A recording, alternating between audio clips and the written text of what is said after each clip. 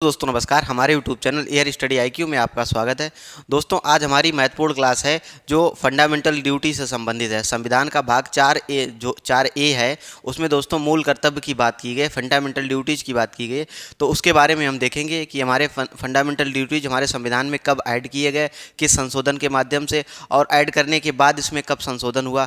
तो उस बारे में आज हम पढ़ेंगे। पूरा भाग 4A देखेंगे कि किस मौलिक कर्तव्य में क्या क्या कहा गया है। दोस्तों तो आप लोगों के लिए एक मोटिवेशनल लाइनें हैं, ना संघर्ष ना तकलीफ तो खाक मजा है जीने में, बड़े बड़े तूफान थम जाते हैं जब आग लगी हो सीने में। दोस्तों कि अगर आप संघर्ष कर रहे हो ना, तो उसमें कोई भी तकलीफ होती है, कुछ भी होता है ना, तो अगर उस तरह की अगर आग नहीं आपके अंदर पैदा है तो कोई काम पूरा नहीं होगा। इसलिए आप लोग लगे रहिए और अपनी पढ़ाई को अच्छे से कंटिन्यू करिए। दोस्तों आइए देखते हैं हम अपने क्लास को। जो मौलिक कर्तव्य हैं दोस्तों, अगर मौलिक कर्तव्य की बात करें, फंडामेंटल ड्यूटीज़ की बात करें, तो ये संविधान के भाग 4A में दिए गए हैं। भाग 4A में पार्ट 4A में दिए गए हैं दोस्तों। और ये हमारे मूल संविधान में नहीं थे, ये संशोधन करके जोड़े गए दोस्तों। और ये कहाँ से लिए गए हैं? ये रूस से लिए गए हैं। ये दोस्तों रसिया से लिए गए हैं मौलिक कर्तव्य। और अगर बात करें कि संशोधन कब हुआ, तो 42वां संविधान संशोधन हुआ दोस्तों 1976 में। 42वां संविधान संशोधन हुआ 1976 में, तभी ये जोड़े गए। और इसे जोड़ने के लिए किस समिति ने कहा था दोस्तों? सरदार स्वर्ण सिंह नाम की एक समिति बनी थी, जिसने कहा था कि हमारे संविधान में मौलिक कर्तव्य भी होने चाहिए। लोगों के जो अगर फंडामेंटल राइट हैं तो उनके लिए फंडामेंटल ड्यूटीज़ भी होनी चाहिए। अगर उनके अधिकार हैं तो उनके कर्तव्य भी होने चाहिए। जैसे कोई व्यक्ति है झंडा का सम्मान नहीं करता, तो उसे अगर भारत में रह रहा है तो उसे झंडे का सम्मान करना चाहिए, अपने राष्ट्रीय चिन्हों का सम्मान करना चाहिए। जो कुल मिला के जो हमारी राष्ट्रीय चीज़ें हैं उनका सम्मान करना चाहिए, और देश के हित में काम करना चाहिए, ना कि अहित में। दोस्तों तो आप ये तीनों बातें याद रखिएगा कि अगर मौलिक कर्तव्य की बात करें तो ये भाग 4A में जोड़े गए हैं दोस्तों। हमारे संविधान का भाग 4A 42वां संविधान संशोधन 1976 में हुआ दोस्तों, और ये रूस से लिए गए हैं। और अगर इसकी समिति आपको हमने बताई, जैसे सरदार स्वर्ण सिंह नाम की समिति बनी थी, उसने इनको जोड़ने के लिए सलाह दी थी दोस्तों। ठीक है, तो फंडामेंटल ड्यूटीज किस भाग में है दोस्तों? भाग 4A में। कहाँ से लिए गए? रसिया से। और संशोधन कब हुआ दोस्तों? 42वां संविधान संशोधन 1976। और दोस्तों अगर इनकी बात करें मौलिक कर्तव्यों की, तो ये हमारे जो 42वें संविधान संशोधन था उससे 10 जोड़े गए थे।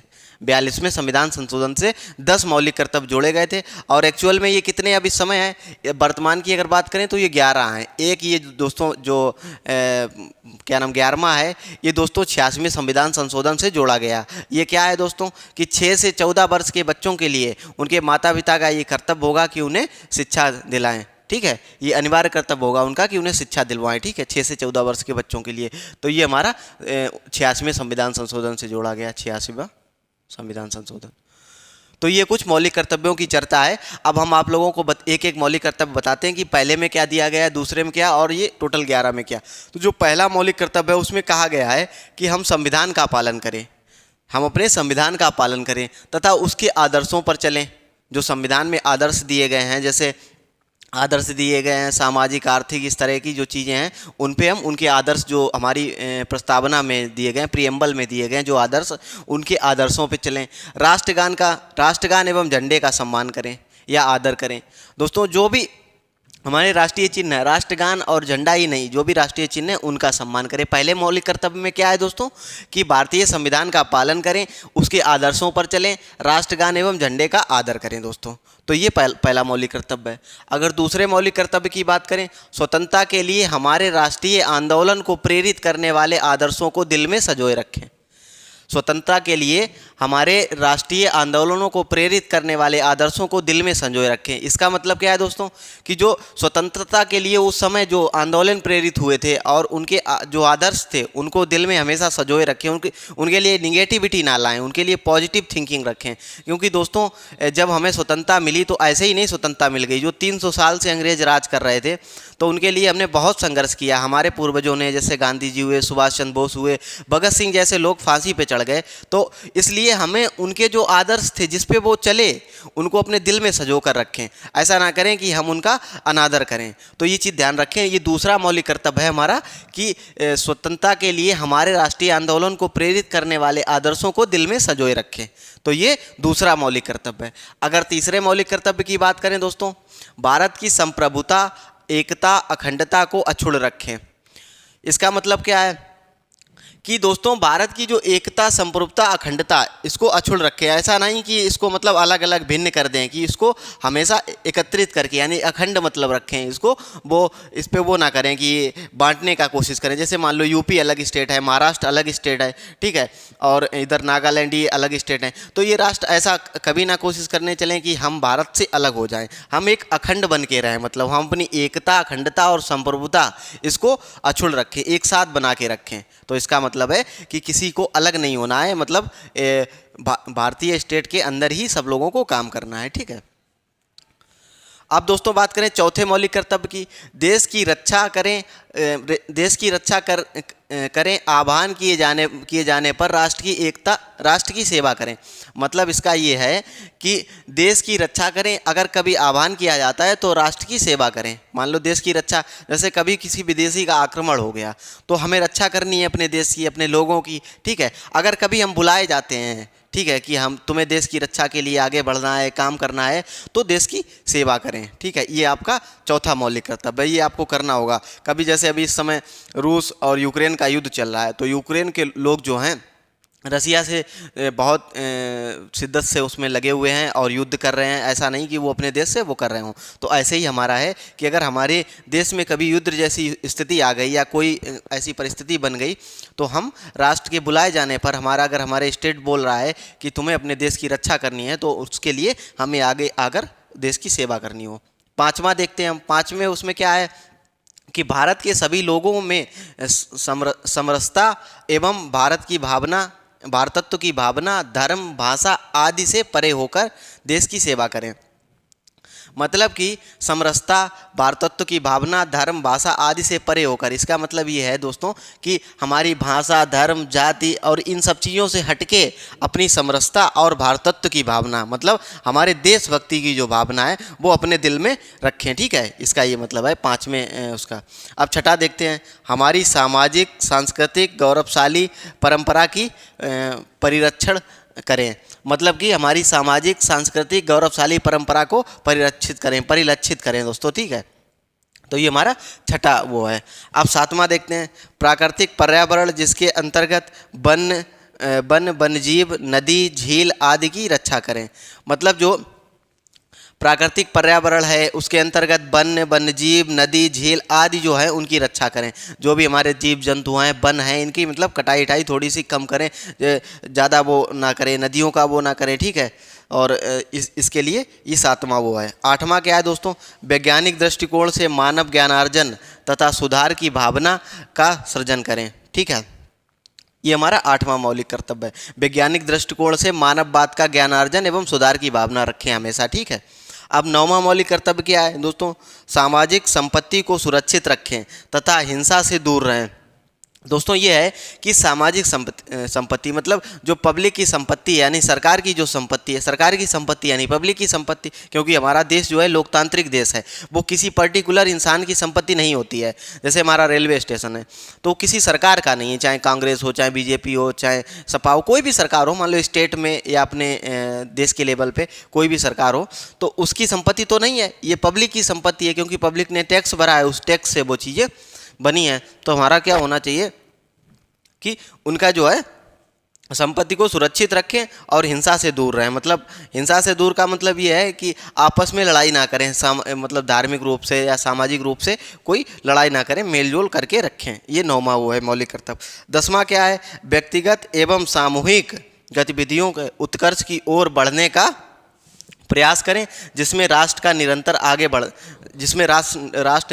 आगे बढ़े। दोस्तों इसका क्या मतलब है, व्यक्ति एवं सामाजिक गतिविधियों उत्कर्ष की ओर बढ़ने का प्रयास करें जिसमें राष्ट्र निरंतर आगे बढ़े। मतलब जो भी चीज़ें आगे आधुनिक रूप से चल रही हैं उनका क्या करें कि अगर उनका मतलब उनको हम लक्षित कर रहे हैं, उनके लिए आगे बढ़ रहे हैं, उनका उत्कर्ष कर रहे हैं, ठीक है, तो उसमें क्या करें, निरंतर प्रयास करें। जैसे कोई चीज़ है, हमने विज्ञान में ही हमने कोई चीज़ की खोज की या कुछ किया, तो उसमें हम आगे बढ़ने की कोशिश करें, चाहे वो सामूहिक रूप से हो और चाहे वो अकेले हो, ठीक है। तो ये हमारा 10वां मौलिक कर्तव्य है। 11वां दोस्तों क्या है? 11वां मौलिक कर्तव्य आप तो पता ही है कि 6 से 14 वर्ष के बच्चों के लिए शिक्षा। उनके माता पिता का मतलब कर्तव्य है, माता और पिता का ये कर्तव्य है कि वो 6 से 14 वर्ष के बच्चों के लिए अनिवार्य शिक्षा का प्रावधान है। ये 11वें मौलिक कर्तव्य में। ये कब जोड़ा गया दोस्तों? 86वें संविधान संशोधन, ठीक है। तो ये हमारे कुछ 11 मौलिक कर्तव्य हैं। चाहें तो एक बार से आप फिर इनको अगर देखना चाहें तो देख लें कि ये दोस्तों कब जोड़े गए। ये 1976 में जोड़े गए, 42वां संविधान संशोधन हुआ और ये भाग 4A है दोस्तों। अगर 4 की बात करें तो उसमें राज्य के नीति निर्देशक तत्व हैं, ठीक है। तो ये भाग 4A है, 4 नहीं है, 4A है। ये बहुत क्वेश्चन पूछा जाता है कि हमारे मौलिक कर्तव्य किस भाग में है, तो उसमें 4 भी दिया होता है, 4A भी दिया होता है या 4 का दिया होता है। तो दोस्तों हमारा ये 4 का है दोस्तों, 4A है। अगर इसको जो पूछे कि कहाँ से लिया गया तो ये रूस से लिया गया है, रसिया या रूस एक दिया होगा, ठीक है। और 42वें संविधान संशोधन से कितने मौलिक कर्तव्य जोड़े गए दोस्तों? 10 मौलिक कर्तव्य जोड़ रहे, ये ध्यान रखें। 11वां मौलिक कर्तव्य 86वें संविधान संशोधन से जोड़ा गया, ठीक है, बाद में। तो ये टोटल हमारे 11 मौलिक कर्तव्य है। एक बार चाहें तो इनको फिर से देख लें कि पहला मौलिक कर्तव्य है संविधान का पालन करें, उसके आदर्शों तथा राष्ट्रगान एवं झंडे का आदर करें, ये पहला। दूसरा क्या है दोस्तों? स्वतंत्रता के लिए हमारे राष्ट्रीय आंदोलन को प्रेरित करने वाले जो भी आदर्श हैं उनको दिल में संजोए रखें। नंबर 3 क्या है? भारत की संप्रभुता, एकता, अखंडता को अक्षुण्ण रखें। नंबर 4 क्या है? देश की रक्षा करें, आह्वान किए जाने पर राष्ट्र की सेवा करें। नंबर 4 क्या है? देश की रक्षा करें, आह्वान किए जाने पर राष्ट्र की सेवा करें। नंबर 5 क्या है? भारत के सभी लोगों में समरसता एवं भारतत्व भावना का जो धर्म, भाषा आदि से परे हो उसका वो करें, ठीक है। नंबर 6 क्या है? हमारी सामाजिक सांस्कृतिक गौरवशाली परंपरा को परिरक्षित करें। नंबर 7 क्या है? प्राकृतिक पर्यावरण जिसके अंतर्गत वन्य जीव, नदी, झील आदि की रक्षा करें। नंबर 8 में दोस्तों क्या है? वैज्ञानिक दृष्टिकोण से मानव ज्ञानार्जन तथा सुधार की भावना का सृजन करें। नंबर 8 हमारा 9वां मौलिक कर्तव्य क्या है? सार्वजनिक संपत्ति को सुरक्षित रखें तथा हिंसा से दूर रहें, ठीक है, ये 9वां है। 10वां दोस्तों क्या है? व्यक्तिगत एवं सामूहिक गतिविधियों का उत्कर्ष की ओर बढ़ने का प्रयास करें जिसमें राष्ट्र का निरंतर जो है आगे बढ़े। तो ये हमारे 10 मौलिक कर्तव्य। 11वां क्या है? 6 से 14 वर्ष के बच्चों के लिए अनिवार्य शिक्षा उनके माता पिता का कर्तव्य होगा, ठीक है।